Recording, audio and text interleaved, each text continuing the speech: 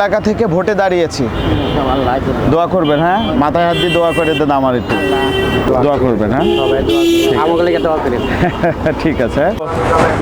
মোহাম্মদপুর, আদাবর ও শেরেবাংলা নগর নিয়ে গঠিত ঢাকা 13 আসনে স্বতন্ত্র প্রার্থী সোহেল রানা ছুটে চলেছেন ভোটারের দ্বারে দ্বারে। রাজনৈতিক পরিচয় নয়, বরং সমাজকর্মীর পরিচয় নিয়ে রাজধানীর পিছিয়ে পড়া মানুষের সেবা করার লক্ষ্য নিয়ে নির্বাচনে প্রার্থী হয়েছেন তিনি। এলাকার মোটামুটি সব সমস্যার সমাধান। আমি দীর্ঘদিন ধরে পথ প্রান্তরে মাঠে পথ শিশুদের নিয়ে কাজ করতাম।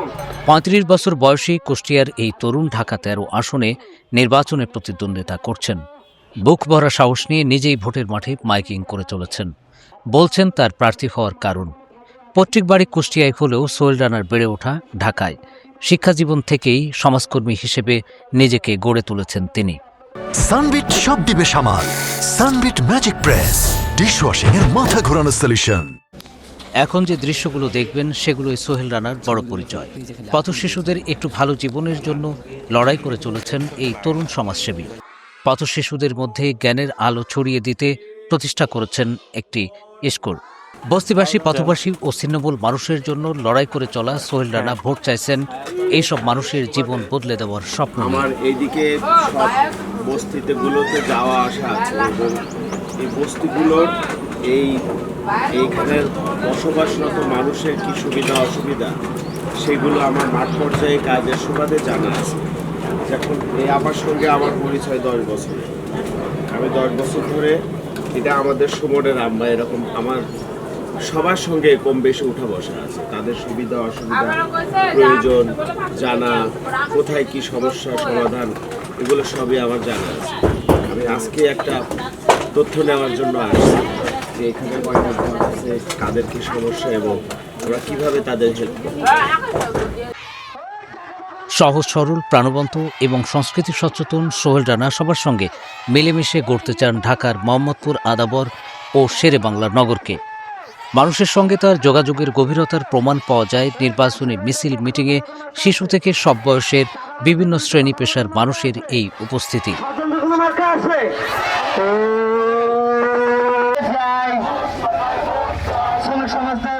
সোহেল রানার মার্কা কলস, তার জন্য ভোট চাইতে পথে নেমেছে শিশুরাও। ঢাকা 13 আসনের মধ্যে পড়েছে বছিলা এলাকাটিও। সেখানেও পথে পথে ঘুরে ভোটারদের কথা শুনছেন সোহেল রানা। সমস্যা সমাধানে তুলে ধরছেন নিজের পরিকল্পনা। প্রায় আমরা গত 3 বছর যাবতীয় চালায় আসতেছি। বিভিন্ন ধরনের অসঙ্গতি, চাঁদাবাজি, তারপর এলাকায় যত উন্নয়নমূলক কাজবাজ বা যেখানে মানুষ থমকে যেত, জানেন এই এলাকা একটা বিতর্কিত এলাকা।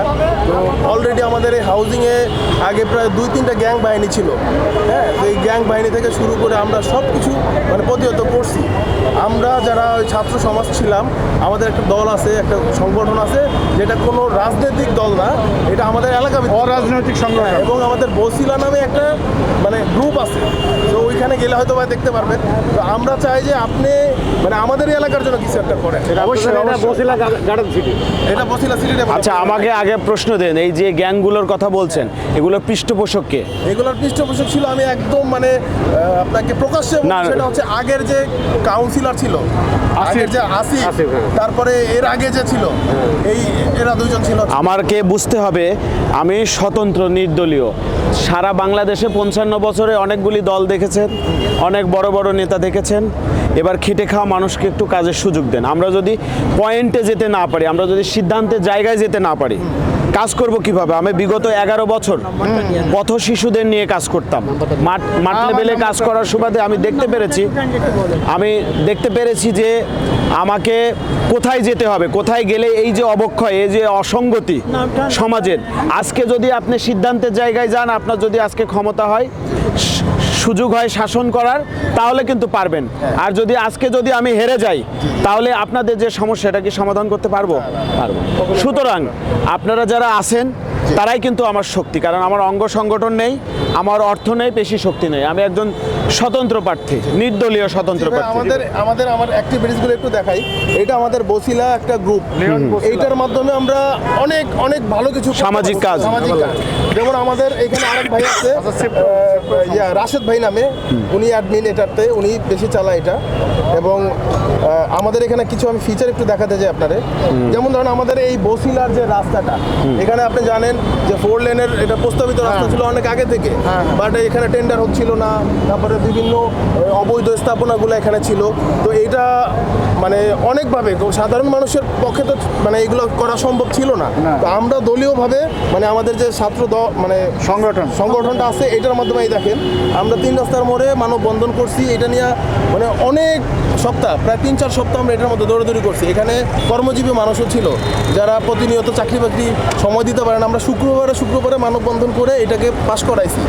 দ্বিতীয় নম্বর হচ্ছে এলাকার ছোট ছোট যে সমস্যাগুলো আছে, যেমন ওই যে বাচ্চা হারাই গেছে, যে আমার একটা পোস্ট, বাচ্চা হারাই এটা গেছে, ছবিটা আপনার, হ্যাঁ। বাচ্চা হারাই গেছে, এদেরকে মানে খুঁজে দিয়ে তার মায়ের বুকে চেষ্টা করা, হ্যাঁ। এরকম অসংখ্য জিনিস আছে।